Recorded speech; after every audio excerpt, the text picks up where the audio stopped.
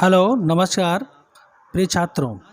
आज मैं आपको बताना चाहता हूँ, मेरा ये टेस्ट सीरीज़ है जिसमें कुछ इम्पोर्टेंट क्वेश्चन है जो आप अगर केंद्रीय विद्यालय और नवोदय विद्यालय या किसी और पोस्ट के लिए लाइब्रेरी साइंस से संबंधित, चाहे असिस्टेंट लाइब्रेरियन या लाइब्रेरी असिस्टेंट हो या किसी भी पोस्ट के लिए, या Eklavya model public residential school की बात हो रही हो, उससे संबंधित अगर आप तैयारी कर रहे हैं तो कुछ मेरे इस सीरीज़ में इम्पॉर्टेंट क्वेश्चन है जो हो सकता है एग्ज़ाम में आपके आए, क्योंकि ये क्वेश्चन बार बार हमने देखा है कि बहुत सारे एग्ज़ाम में पूछे गए हैं और ये बहुत कम ही बच्चों को पता होता है, जिससे कि इनके ये क्वेश्चंस छूट जाते हैं। देखिए, हमारे क्या है कि एग्ज़ाम में हमारा वही क्वेश्चन छूटता है जिस पे हमें ज़्यादा कॉन्फिडेंस होता है कि हम इसको कर ले जाएंगे, ये एग्ज़ाम में आएगा तो हम कर ले जाएंगे।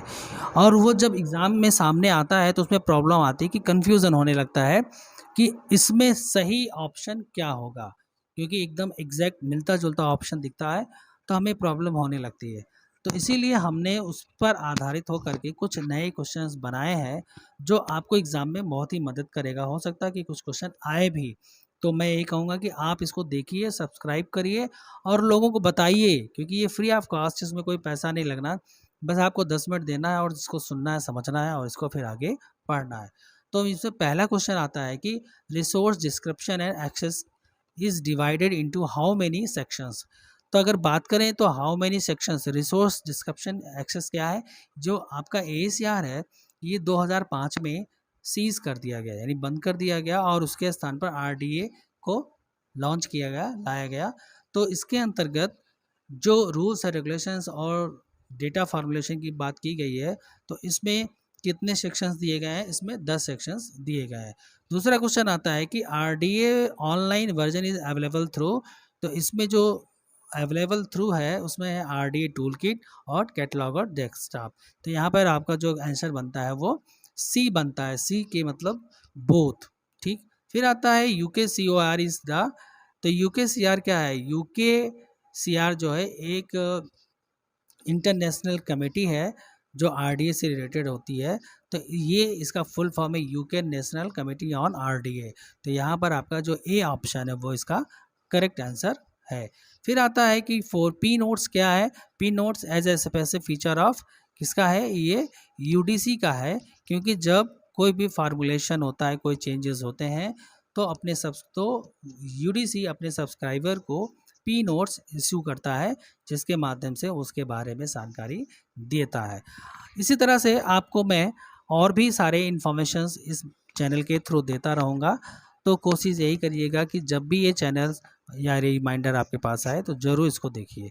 अब नेक्स्ट क्वेश्चन बनता है कि who among the following edited the 23rd edition of DDC.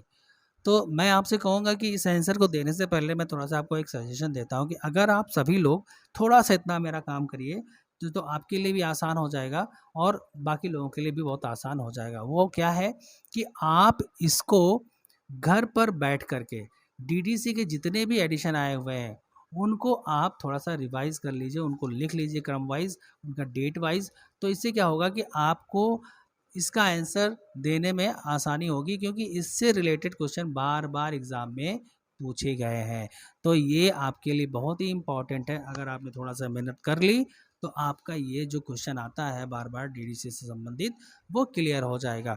तो मैं यही कहूँगा कि मेरा आप थोड़ा सा बात माने और थोड़ी सी मेहनत अगर आपने अच्छे से कर ली तो आपके लिए ये क्वेश्चन बहुत ही आसान हो जाएगा। तो इसका आंसर है, कौन है, जॉन मिशेल। जॉन मिशेल ने डीडीसी के 23rd एडिशन को एडिट किया है। तो इस पे थोड़ा सा आप फोकस करिएगा। ठीक है, नेक्स्ट क्वेश्चन आता है who define notation as a short hand sign. तो इसका आंसर है ईसी रिचर्डसन ने इसको डिफाइन किया है, ये आपको जानना है। फिर आता है seminal mnemonics is found in. तो सेमिनल निमोनिक्स आपने जानते हैं कि कोलिंग क्लासिफिकेशन में बहुत ही फेमस टॉपिक है ये। तो इसके अंतर्गत अगर बात की जाए तो रंगनाथन जी ने इसको डिफाइन किया है।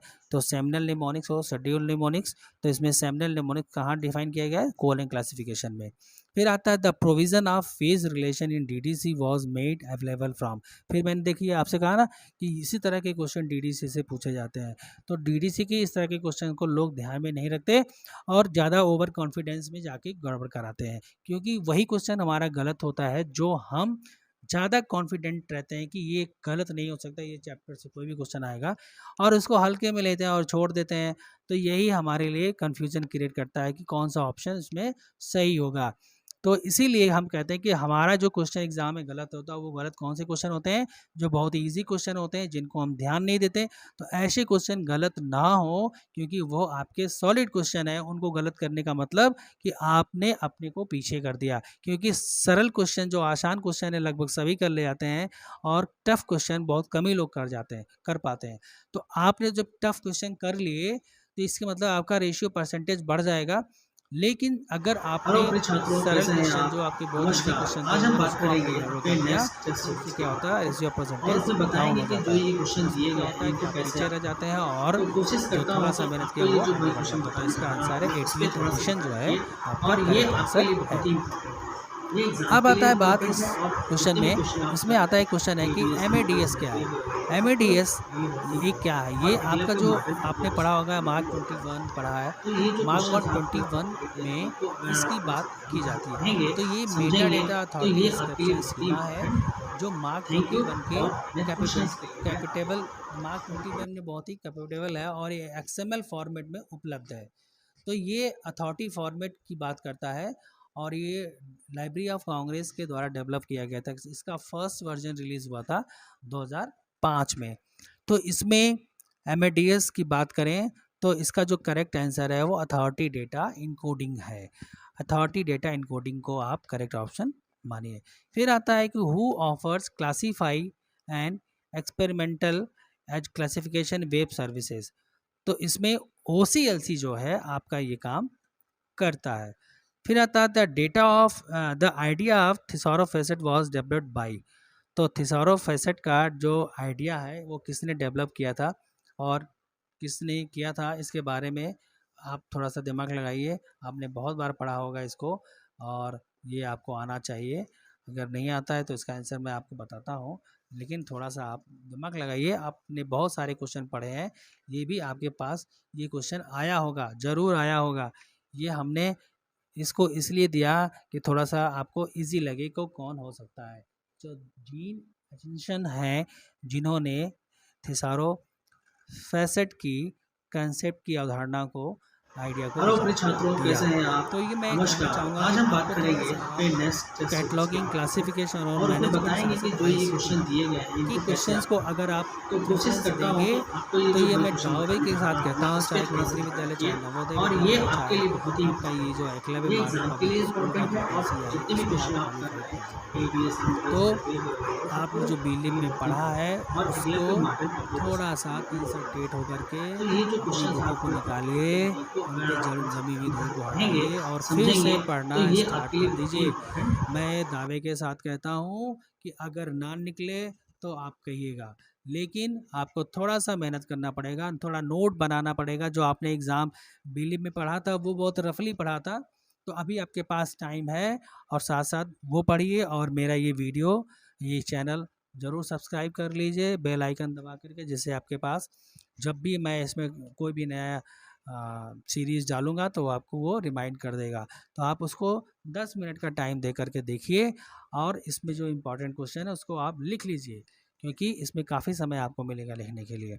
तो आप अगर लिख लेते हैं तो आपके धीरे धीरे ये क्वेश्चन तैयार हो जाएंगे। और ये क्वेश्चन ऐसे क्वेश्चन है कि एक ही जगह नहीं, बहुत जगह काम आएगा, बहुत सारे कंपटीशन में काम आएगा। और मैं आपको बहुत ही सेलेक्टेड क्वेश्चन दूंगा जो एग्ज़ाम में बार बार कई बार लगातार पूछे गए हैं और लोगों को इसके आंसर नहीं पता होते।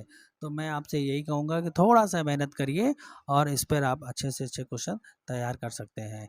फिर मैं आपको बताऊं कि इसका जो मेरा पहला सीरीज़ है वो 12 क्वेश्चन का सीरीज़ है, जिसमें से आपके 10 क्वेश्चन हो चुके हैं, 2 क्वेश्चन और है। फिर उस पर मैं बात करता हूँ कि वो 2 क्वेश्चन कौन है। तो वो आपका ये है कि who is the author of the book title subject catalogue heading and structure. तो ये बुक टाइटल सब्जेक्ट हेडिंग और स्ट्रक्चर के हैं EJ कोट्स। ईजे कोट्स ने इसको लिखा है। अब लास्ट क्वेश्चन आता है, who has been referred to as first grammarian of the library classification. तो ये कौन हो सकता है, आप थोड़ा सा आइडिया लगाइए। आपने बहुत बार पढ़ा होगा, सुना होगा, और ये बहुत ही इम्पोर्टेंट है कि फर्स्ट ग्रामरियन लाइब्रेरी क्लासिफिकेशन के कौन थे, व्याकरणकर्ता जिसे कहते हैं। तो इसमें अगर हम देखें लाइब्रेरी साइंस के, तो क्लासिफिकेशन से संबंधित बात किसने की थी, WCB सेयर्स ने। WCB सेयर्स ही हैं जो डॉक्टर SR रंगनाथन के गुरु माने जाते हैं, क्योंकि रंगनाथन जी ने कहा था कि WCB सेयर्स ही हमारे गुरु हैं, जिनको उन्होंने अपना गुरु माना और उन्हीं के अंडर में रह कर के ये सारे काम क्लासिफिकेशन से संबंधित बातें की, और उन्होंने ही इनको फर्स्ट लॉ के बारे में सजेस्ट किया था। WCB सेयर्स ने ही फर्स्ट लॉ के बारे में सजेस्ट किया था, जिसको रंगनाथन जी ने धरातल पे ले आए और उसके बारे में बताया। तो नेक्स्ट वीडियो के लिए सब्सक्राइब करिए, लाइक करिए, आगे बढ़िए। Thank you.